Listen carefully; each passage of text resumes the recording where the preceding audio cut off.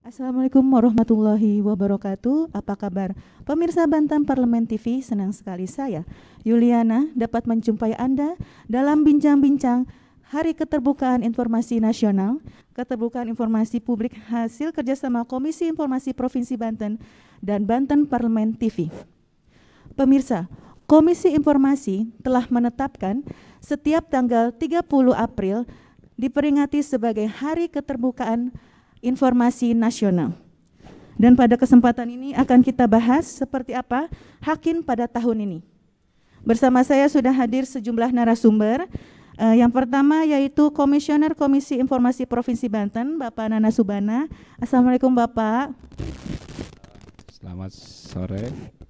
Selamat sore. Apa kabar Pak? Baik, alhamdulillah. Ya. Yang selanjutnya yaitu Ibu Insinyur Hajah Eneng Nur Cahyati selaku PPID Utama Provinsi Banten. Assalamualaikum Ibu. Waalaikumsalam warahmatullahi wabarakatuh. Insya Allah sehat. Terima kasih. Alhamdulillah. Yang ketiga yaitu akademisi dari Universitas Banten Jaya yaitu Bapak Alam Shah Basri MH.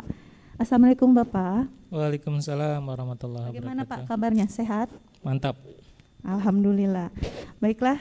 Langsung aja nih Pak ya, kita sesuai dengan tema kita pada hari ini yaitu setiap tanggal 30 April kita memperingati Hari Keterbukaan Informasi Nasional. Nah, mungkin dari masyarakat sendiri masih banyak yang belum tahu sebenarnya Hari Keterbukaan Informasi Nasional itu seperti apa sih Pak?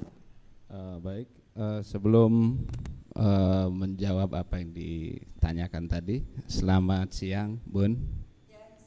Bu Neng, selamat siang Bang Alam Shah. Siang Pak. Ini pemilik informasi senior kita di Komisi Informasi juga Bang Alam. Ada Bunda juga yang menjadi orang tua kita dalam banyak hal keterbukaan informasi publik Provinsi Banten. Pak Alam udah bukan orang lain buat saya. Oh, ya. Kita sudah bermitra lama.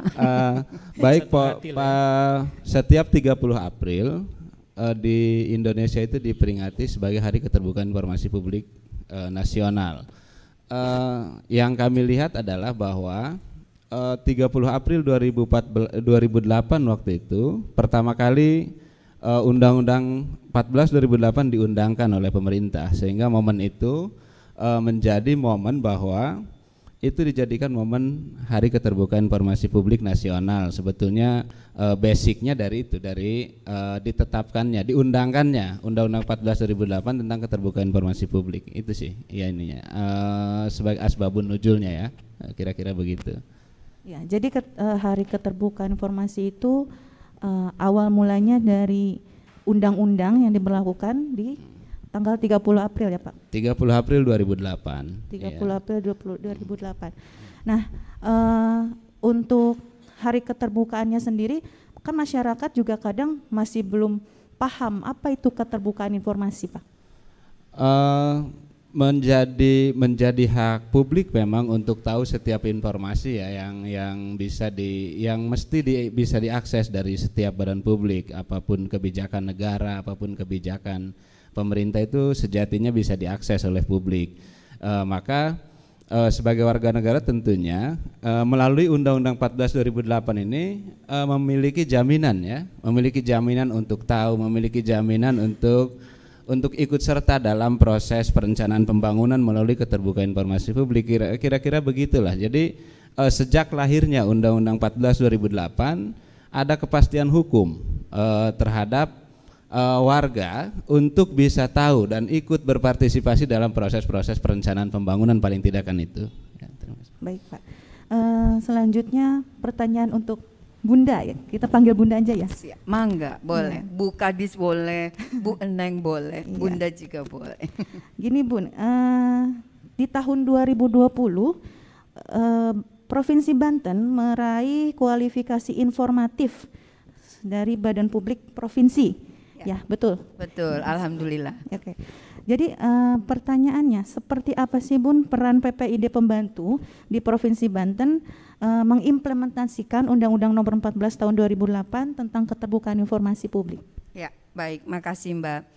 Yang pertama, alhamdulillah ya, patut disyukuri kehadirat Allah Subhanahu wa taala di era kepemimpinan Bapak Gubernur, Bapak Dr. Haji Wahidin Halim, dan juga Bapak Wakil Gubernur Bapak Haji Andika Hazrumi, Esos MSI ya. Alhamdulillah pada tahun 2020 ini peringkat keterbukaan informasi publik ini sudah mencapai kategori informatif. Kalau dilihat dari perjalanannya 2017 ya, masa kepemimpinan beliau 2017 itu kurang informatif terus ya, meningkat terus. Nah, ini sampailah sesuai dengan target ya, atau yang diamanatkan dalam RPJMD untuk Banten. Nah, terkait dengan PPID sendiri atau Pejabat Pengelola Informasi dan Dokumentasi Provinsi Banten, secara ex officio ini memang diamanatkan kepada Dinas Komunikasi, Informasi, Statistik dan Persandian sebagai PPID utama yang mengkoordinasikan ya terhadap PPID pembantu, yaitu organisasi perangkat daerah yang ada di lingkup pemerintah Provinsi Banten. Sedangkan tujuan dari dibentuknya PPID ini itu sendiri adalah untuk meningkatkan pelayanan informasi kepada publik di lingkungan pemerintah sesuai tadi dengan Undang-Undang Nomor 14 Tahun 2018. Dan dalam struktur organisasinya ini ya, ada pembina, gubernur, wakil gubernur, kemudian pengarah, sekretaris daerah selaku atasan dari PPID utama, dan juga tim pertimbangan, ada PPID utama dan PPID pembantu. Alhamdulillah kami mencoba di Dinas Kominfo melaksanakan peran dalam pengelolaan PPID ini, bersinergi dengan PPID pembantu dan juga bermitra dengan Komisi Informasi Banten. Baik. Terima kasih, Bu. Selanjutnya untuk Bapak Alamsyah selaku akademisi, Pak. Yang saya ingin tanyakan, menurut Bapak sendiri, bagaimana pendapat Bapak terkait implementasi dari keterbukaan informasi di Provinsi Banten? Iya, terima kasih. Kalau kita bicara Banten dalam hal keterbukaan informasi publik, dia menjadi trend center. Perda nomor 8 tahun 2012 tentang tata kelola keterbukaan informasi publik di wilayah pemerintahan daerah, itu yang pertama kali secara nasional yang mengadakan adalah Provinsi Banten.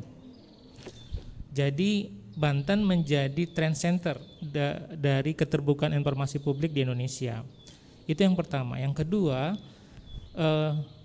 Provinsi Banten juga yang pertama kali se-Indonesia pejabatnya dipidanakan oleh pemohon ke kepolisian. Dan itu menjadi kajian banyak pihak sehingga muncul beberapa regulasi yang kemudian menguatkan bahwa sesungguhnya pejabat publik itu bukan serta-merta menjadi para penyakit gitu, penyakitan, tapi seharusnya dia adalah orang-orang yang memang dibutuhkan keberadaannya, dilindungi apapun yang dia lakukan sesuai dengan peraturan perundang-undangan, sehingga tidak boleh serta-merta dia dipidanakan dan seterusnya. Bahkan alhamdulillah kemudian muncul undang-undang administrasi negara ya, dan itu administrasi pemerintahan yang itu memunculkan bahwa ada hak hukum bagi para pejabat publik untuk menyatakan sebagaimana sesuai peraturan perundang-undangan. Sehingga kalau ditanya bagaimana keterbukaan informasi publik di Provinsi Banten, dia menjadi trend center bagi Indonesia, dan seharusnya untuk ke depan ini juga seperti itu, dan kita harus mewujudkan Provinsi Banten ini yang terbuka sebagaimana yang diinginkan oleh Undang-Undang 14 tahun 2008. Baiklah pemirsa, kembali lagi di Bincang-Bincang di Hari Keterbukaan Informasi Nasional. Tadi sudah kita bahas mengenai apa itu tentang keterbukaan informasi.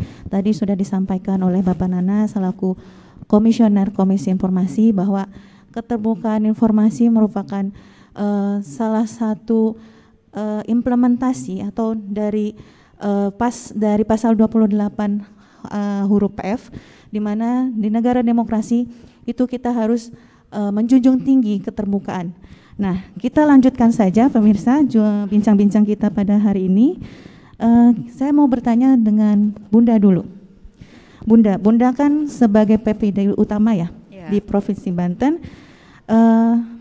Bagaimana komitmen dari kepala daerah untuk mendorong implementasi keterbukaan informasi publik, dan di PPID sendiri apa sih kendala-kendalanya? Ya, baik. Kalau bicara soal komitmen, tentu sejak awal adanya Provinsi Banten ini, pemerintah Provinsi Banten sudah memiliki komitmen, ya. Tadi sudah disinggung sedikit oleh Pak Alamsyah, ya, yang memang beliau juga komisioner edisi pertama ya. Edisi pertama. Jadi tadi sudah disampaikan bahwa pemerintah Provinsi Banten memiliki komitmen yang sangat tinggi terhadap keterbukaan informasi kepada publik.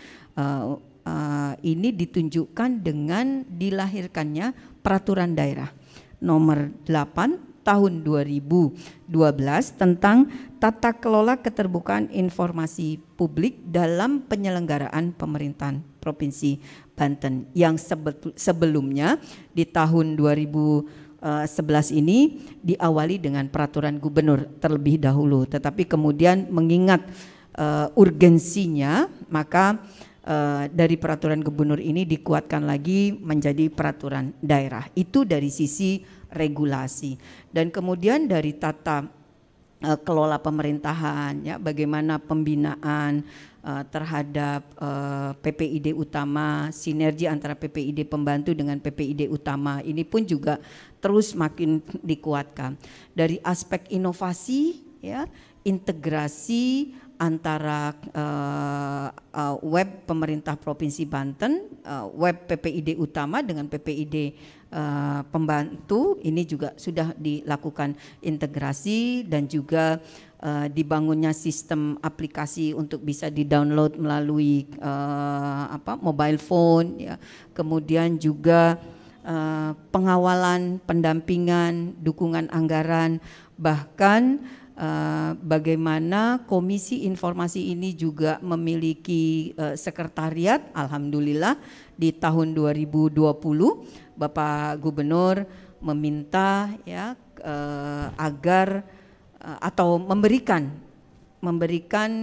kesempatan kepada Komisi Informasi untuk berkantor di gedung negara, di area gedung negara ini, ya, yang dulu lebih dikenal dengan Pendopo Lama. Dan ini juga merupakan bukti bagaimana komitmen dari pemerintah Provinsi Banten terhadap keterbukaan informasi.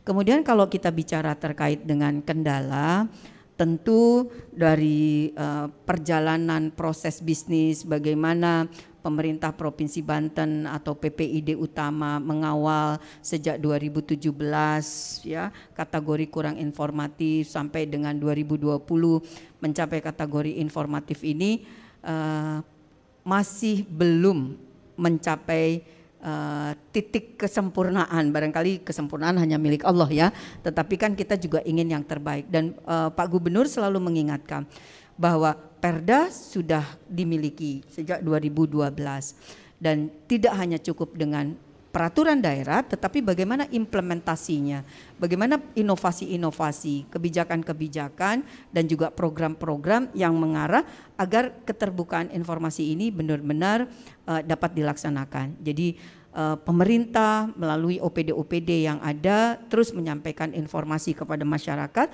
dan masyarakat pun menyampaikan aspirasi, ya, kepada pemerintah. Jadi dua arah.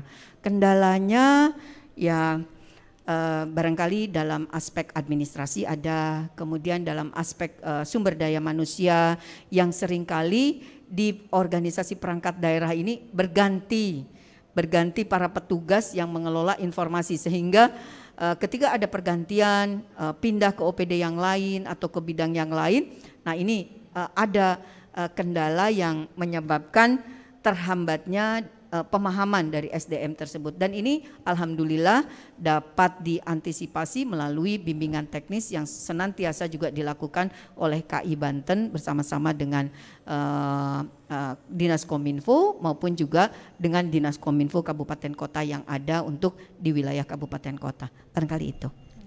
Baik, tadi kan dari sisi pemerintah ya, atau dari sisi PPID utama terkait implementasi keterbukaan.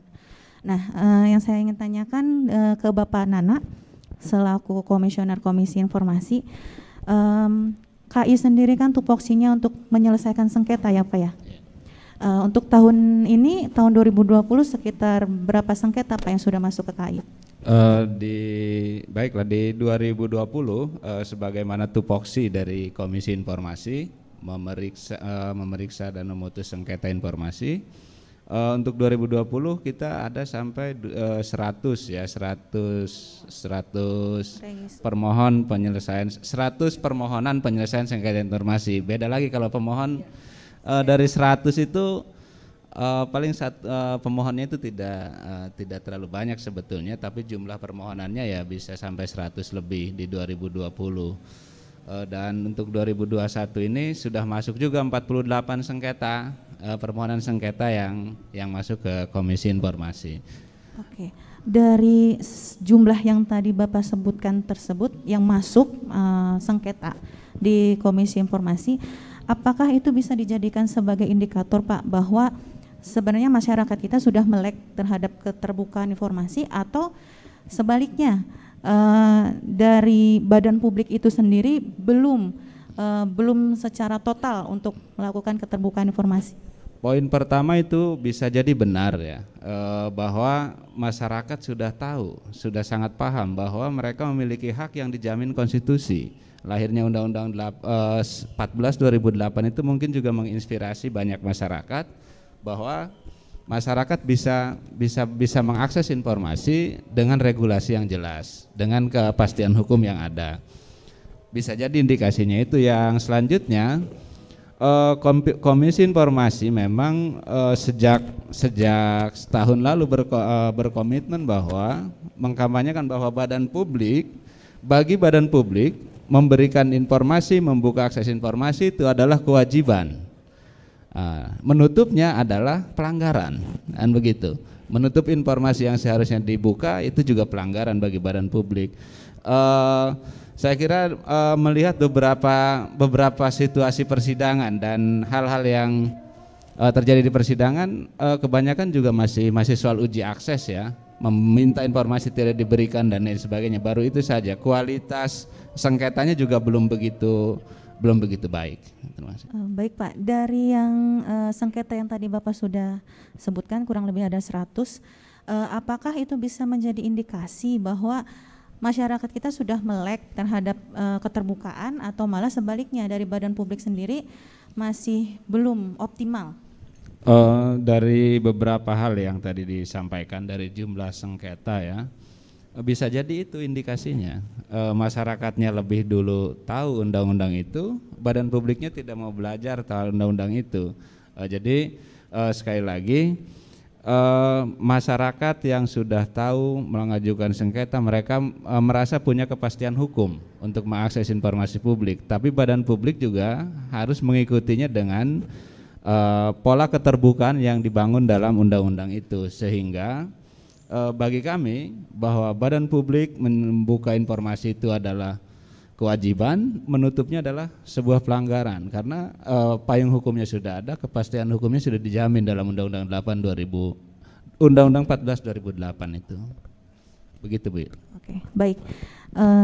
Kita beralih nih ke Bapak sebagai akademisi. Tadi kan sudah bilang bahwa ya bisa jadi antara masyarakatnya atau dari badan publiknya itu yang belum secara optimal mengimplementasikan Undang-Undang 14 tahun 2008. Nah, menurut Bapak sendiri sudah 11 tahun Pak Undang-Undang nomor 14 tahun 2008 ini.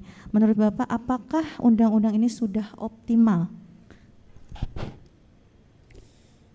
Undang-Undang 14 tahun 2008 tentang keterbukaan informasi publik itu mempunyai 7 tujuan. Kita bisa lihat itu ada di pasal 3 undang-undang. Apa yang tadi disampaikan oleh Ibu Kadis, adanya pergantian mutasi pejabat, kemudian juga adanya optimalisasi yang memang terhambat dengan berbagai macam kendala, anggaran dan seterusnya. Kemudian masyarakat banyak yang tahu tapi lebih banyak yang tidak tahu. Ini sebetulnya bagian dari tujuan Undang-Undang Keterbukaan Informasi Publik.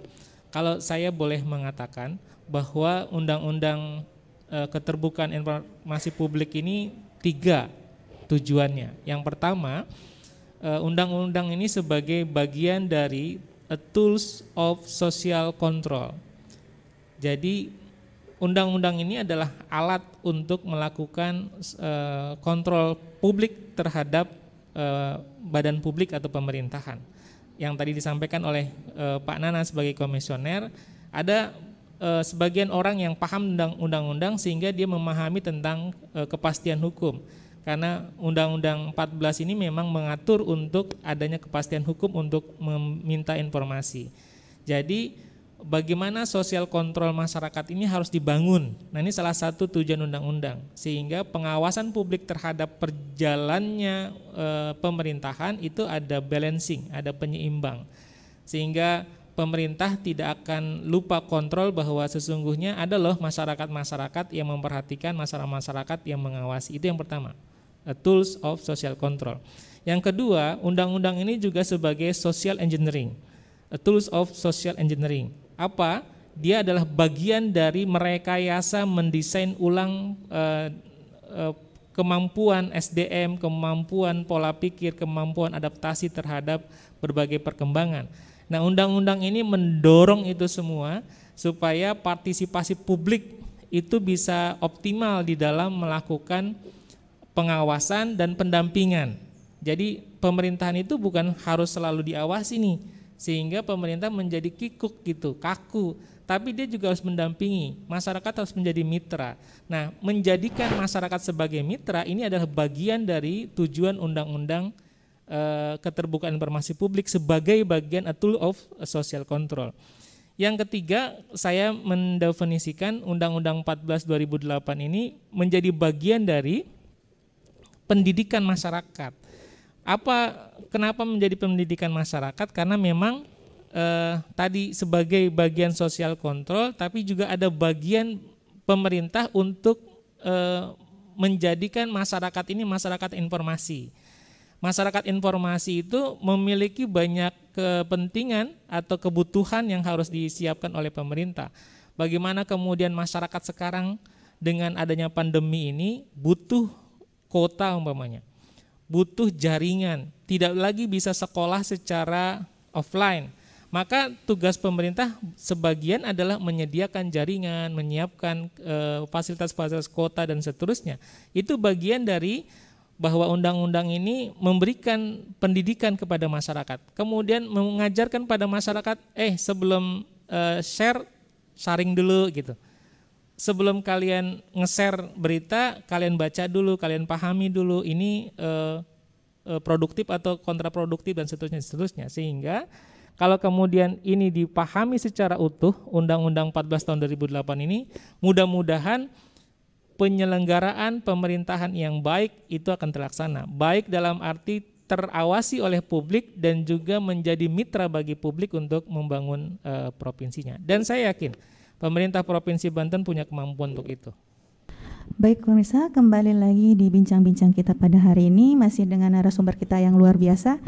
Kita lanjutkan perbincangan kita. Saya akan bertanya ke Bunda.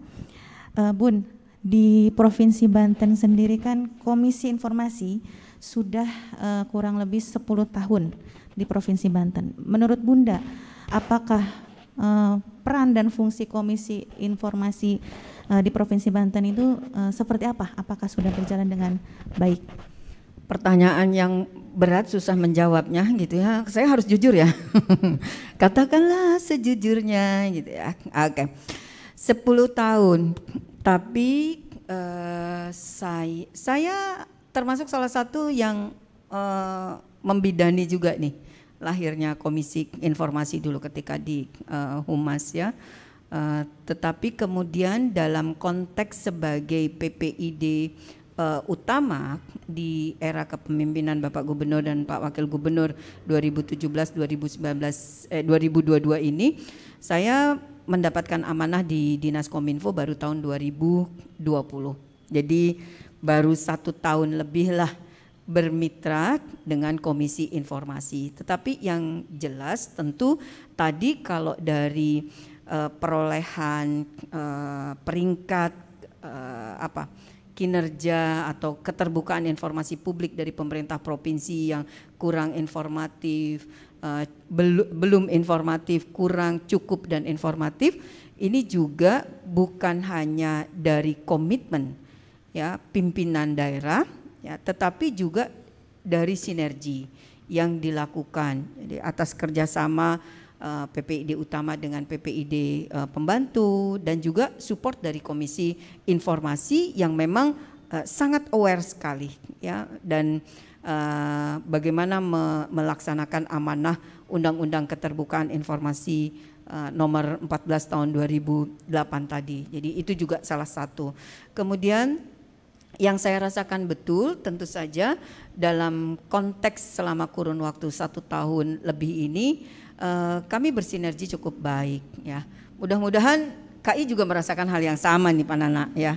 Jadi meskipun ada pergantian pejabat dan sebagainya gitu ya, saya mencoba membesarkan staf yang ada di Dinas Kominfo ini jangan terpengaruh karena alih tugas terhadap SDM. Justru di sini tantangannya bagaimana kita bisa survive dan terus belajar. Ya, kolaborasi yang selama ini dilaksanakan antara Dinas Kominfo sebagai PPID utama bersama dengan Komisi Informasi tentu juga adanya kegiatan-kegiatan berupa bimbingan teknis yang ditujukan untuk memberikan pemahaman kepada PPID pembantu ya, dan ini bukan hanya di pemerintah provinsi, di lingkup pemerintah provinsi, tetapi juga kepada kabupaten kota dan lembaga-lembaga yang perlu dilakukan pembinaan.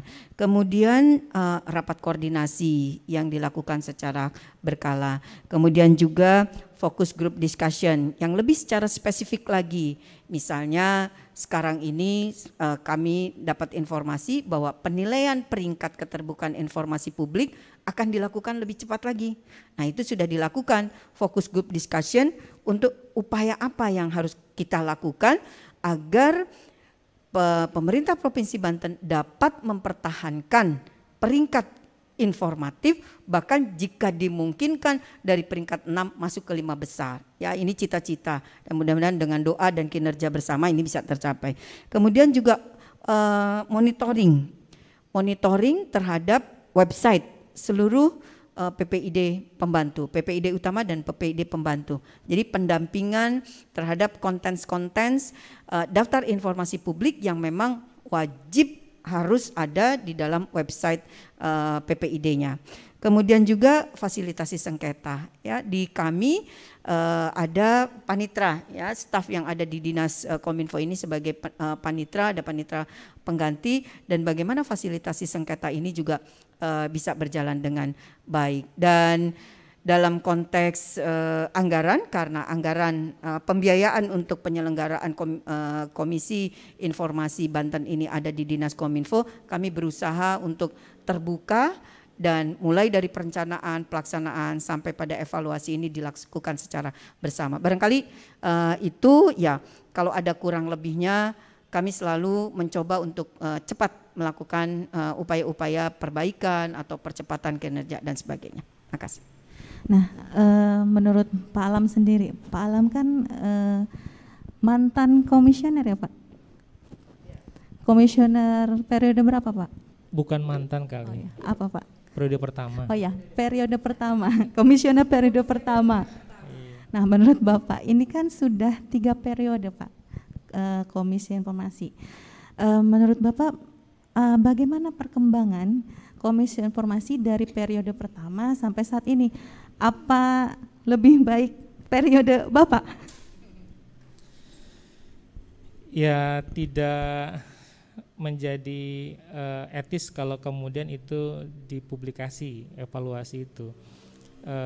Tapi yang saya pahami bahwa seharusnya komisioner Komisi Informasi tidak hanya fokus pada penyelesaian sengketa informasi, karena bagian dari tupoksinya ada 2.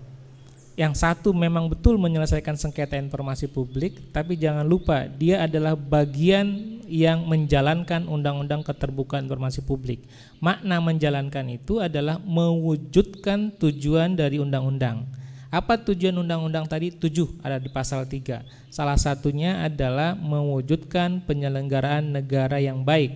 Bahkan di undang-undang diperjelas penyelenggaraan negara yang baik itu ada transparansi, efektif, efisien, akuntabel, dan dapat dipertanggungjawabkan. Maka oleh karenanya, kalau boleh saya memberikan masukan, jangan komisioner Komisi Informasi fokus hanya pada Dinas Kominfo saja sebagai leading sektornya, tapi dia juga bisa menjadi jembatan kepala daerah untuk membantu bagaimana menyelesaikan permasalahan-permasalahan ketertutupan. Salah satu contoh umpama yang ada kasus nih tentang Ponpes, kemudian tentang pengelolaan aset. Kalau boleh jujur, berapa jumlah aset provinsi yang sudah disertifikasi? Nah, kita punya akses untuk melakukan pendampingan di sana, sehingga komisioner Komisi Informasi tidak pada kotak menyelesaikan sengketa saja, tapi dia juga ikut mendampingi pemerintahan provinsi untuk membantu dalam hal keterbukaan informasi publik atau mewujudkan penyelenggaraan negara yang baik dengan 4 hal tadi: transparansi, efektif, efisien, akuntabel, dan dapat dipertanggungjawabkan.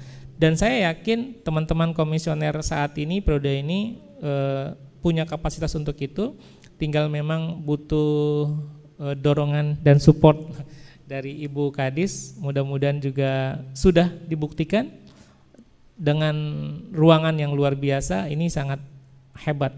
Periode kami kita masih ruko, nah, sekarang sudah ada gedung negara, itu kan salah satu peningkatan yang luar biasa. Begitu mungkin.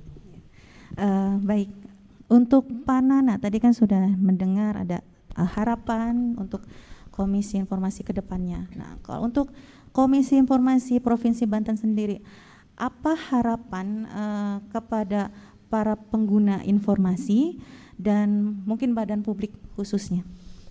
Baik, kita sudah tetapkan sejak setahun lalu ya, sejak akan memulai momennya memulai monitoring dan evaluasi badan publik. Waktu itu kita tetapkan tagline kita waktu itu, semangat kerja kita, bahwa sebagai pelopor dan pendorong keterbukaan informasi publik, kita mendorong badan publik mengubah orientasi waktu itu.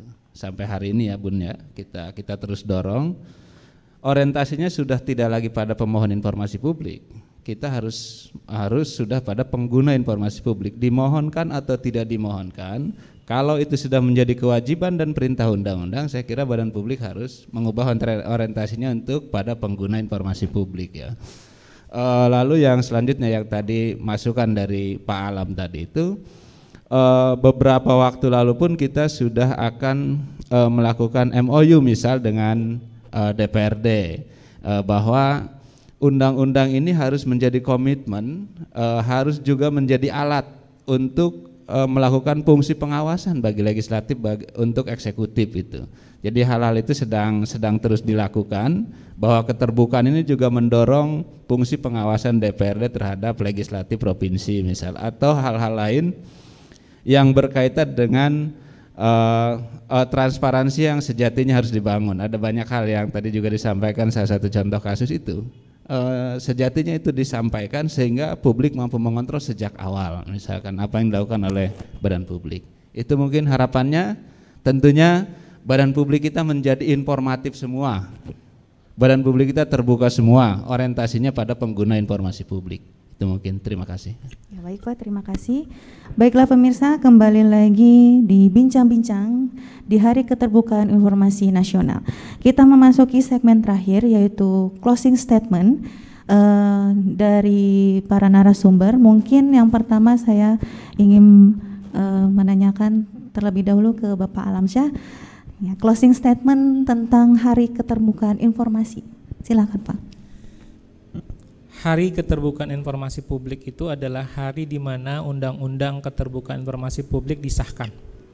Maka seharusnya semangat baru disahkan itu harus terus menggebu-gebu. Biasanya hal-hal yang baru itu kan menjadi penyemangat. Dan saya yakin teman-teman komisioner Komisi Informasi Provinsi Banten dengan visinya pelopor dan pendorong keterbukaan informasi publik itu bisa betul-betul mengejawantahkan sebagaimana sang pelopor.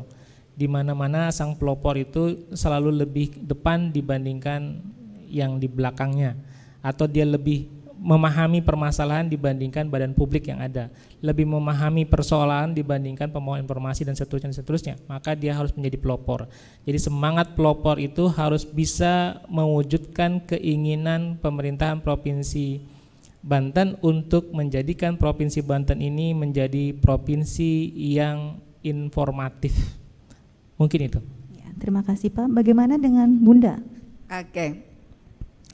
Barangkali kalau dari saya dengan dukungan penuh dari pimpinan daerah pemerintah Provinsi Banten, Bapak Gubernur dan Bapak Wakil Gubernur, kami Dinas Komunikasi, Informatika, Statistik dan Persandian yang diberikan mandat sebagai PPID utama, mudah-mudahan bisa terus bersinergi, berkolaborasi dengan Komisi Informasi Banten dan dengan mitra-mitra kerja yang lainnya, dan juga bisa melakukan pembinaan bersama KI terhadap PPID pembantu khususnya yang ada di lingkup pemerintah Provinsi Banten. Mudah-mudahan jargon jika kalau bisa terbuka kenapa harus tertutup. Gitu ya. Dan kami insya Allah akan terus berupaya untuk membuka keran informasi seluas-luasnya ya, dan akan mempertahankan Banten terus informatif. Terima kasih. Yang terakhir silahkan Pak Nana. Terima kasih. Pada kesempatan yang baik ini di Hari Keterbukaan Informasi Publik Nasional ini, saya kira salah satu ciri negara demokrasi adalah negara dengan partisipasi masyarakat yang tinggi dalam menentukan kebijakan. Untuk mencapai itu tentunya harus ada akses informasi yang dibuka seluas-luasnya oleh pemerintah terhadap masyarakat. Untuk itu semoga momen ini juga menjadi momen yang kita jadikan bahwa sesungguhnya membuka informasi, memberikan informasi kepada masyarakat selain soal kewajiban undang-undang, ini juga menjadi cara negara dalam membangun partisipasi publik dalam menentukan kebijakan.